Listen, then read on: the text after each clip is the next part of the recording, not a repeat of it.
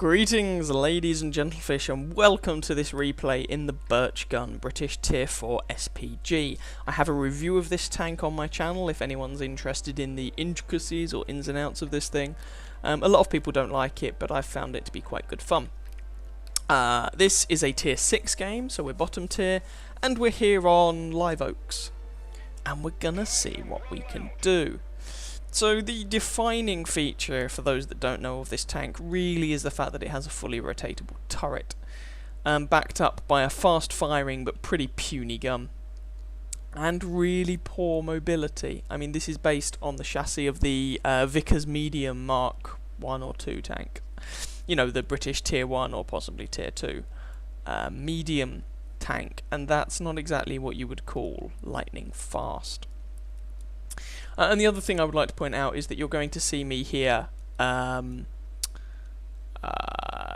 really relocating between shots. Now, that's simply because this is a low tier artillery piece, which means a couple of things. One, enemy artillery are generally speaking not going to play counter battery because they're not experienced enough.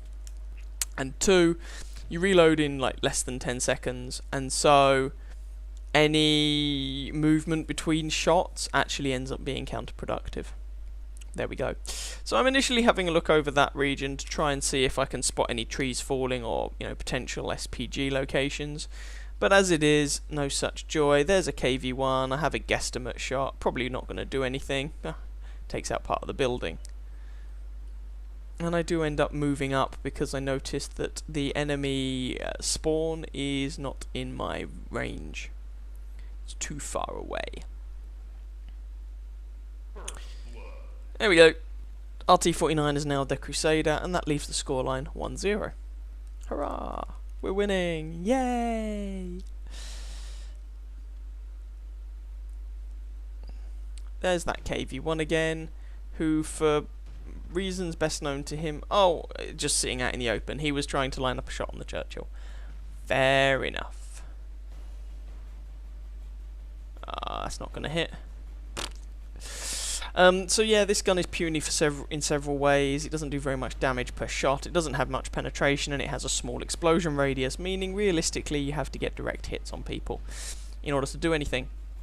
So we're trying to line up a shot on this bathtub of doom. Very good machine, the bathtub, actually. That shot's never going to hit. Nah, but our M44 SPG friend nails their Churchill. Now, the bathtub's around here somewhere. If the Ram could spot him, that would be great. We've got loads of people camping at base, including a heavy tank. Hurrah! Nah, the bridge is in the way, so I can't actually get a shot on that bathtub. But the Ram takes him out. So, there's a Churchill. Let's see if I can put some shots into him. I don't know why our Churchill is still sitting at base. Maybe he's not connected, maybe he's AFK, maybe he's not very good. So there we go. That one wasn't actually a direct hit, but we still managed to do 60 odd damage to him. And you can see this gun fires fairly quickly. No explosion there, so that shot did in fact hit. Although didn't track him, which is annoying. And so we switch attention to this KV-1, who has decided to sit still. He got tracked, the Churchill goes down, bunch of shots land in this KV's vicinity, but he is still alive. That one just does nothing. That one tracks him, but didn't actually do any damage, if that makes sense. It only took off his tracks. This gun is really rather puny. That one was a direct hit, there was no explosion, thus it was a direct hit. And the Hummel finishes the KV-1 off, and that leaves the scoreline 6-6. I swing the gun round to have a go at this Su-85B.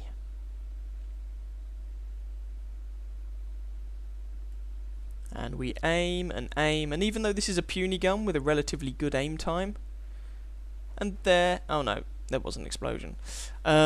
It still takes quite a long time to aim, especially if you've had to swing the gun around any notable distance. I have another shot. That was a direct hit. Now, if you've got an explosion that goes off near you, I would advise moving, but there we go. Direct hit, and next shot. Takes the guy out. Now, there's a good chance that that guy didn't have a very good crew, and that my reload was actually faster than his repair skill. on his tracks. There's also, of course, a very good chance that he just sucked and decided not to move. Or it didn't occur to him to move. And our Churchill is still sitting at our base, being a woefully useless and inept person. Now their spawn is out of my range, so the ram is basically out of my range, so I move up to try and make myself more useful, more helpful. And even though this thing's slow, I mean, you can still do that, relocate to try and get better shots and more effective shots on things and people. So for example, I can't hit that artillery, but, you know, our VK takes him out. Sorry, that wasn't the ram, it was the VK 3001P, you poor sod, that's not a particularly good machine. Oh well. Still moving up to try and make myself more useful. Oh, but he gets taken out by their Stug. Making the scoreline 8-7. The other thing you'll notice about this tank, of course, is that it carries quite a lot of ammunition.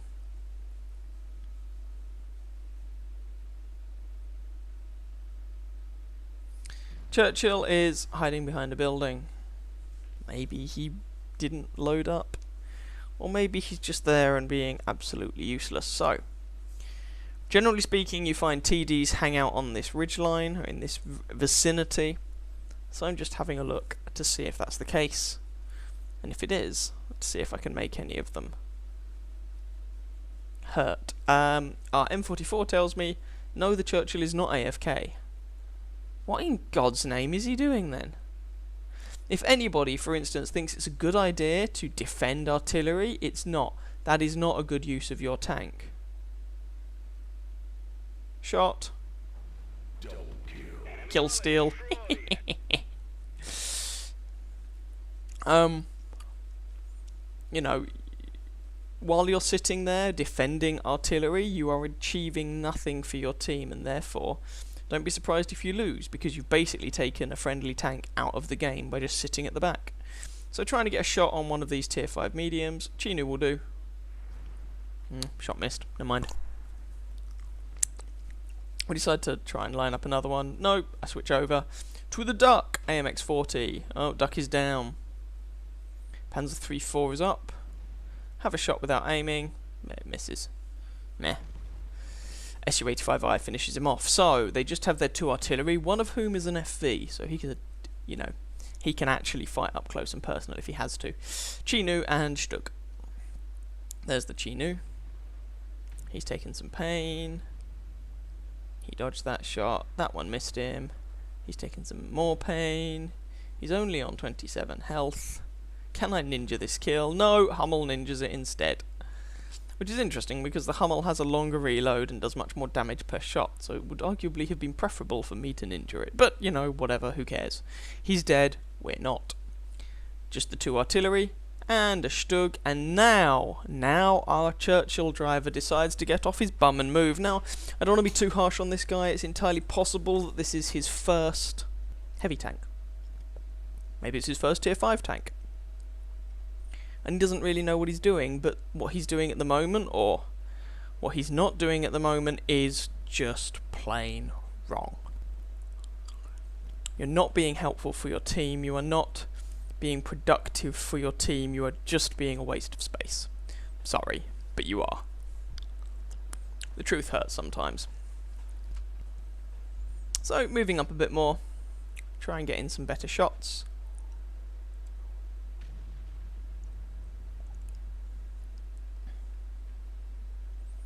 Relocate, relocate. And I might as well relocate, why not? It's not as if anything more interesting is happening at the moment. You know, I'm just using that free time to try and do something with. Stug. Oh, he took some pain. I did not aim that shot at all, and I got a penetrating HE round into his bum, which was hilarious. So, just the 2 artillery now. That was very, very lucky on my part. So jammy. I even say so in chat. I'm not going to try and pretend that was skill, it wasn't. It was pure blind luck. Not that I'm complaining, but it was pure blind luck.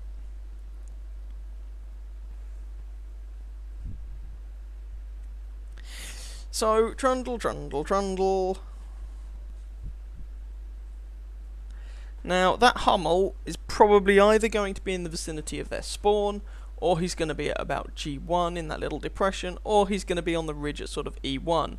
The Burt, however, could be anywhere, and there we go, incoming Burt.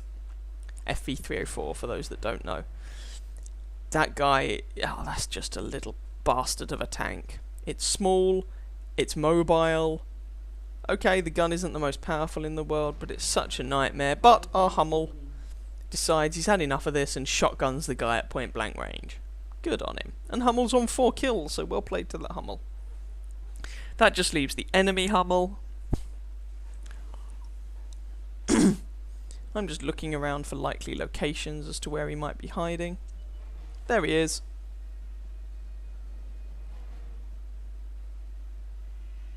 Oh, he's taken a lot of damage. I don't bother aiming any further. And there we go. He gets taken out. And that was the game. Now, I'm not going to pretend that I didn't get a bit lucky in that at places. I really did. But ended up being a decent game. That was a first class mastery in the Birch Gun. I think I got second highest XP on the team or something. So I hope you guys enjoyed that game, even though it was an artillery replay. If you did, please feel free to catch some of my other videos and or subscribe to my channel, and I wish you very happy hunting on that battlefield. Ciao ciao.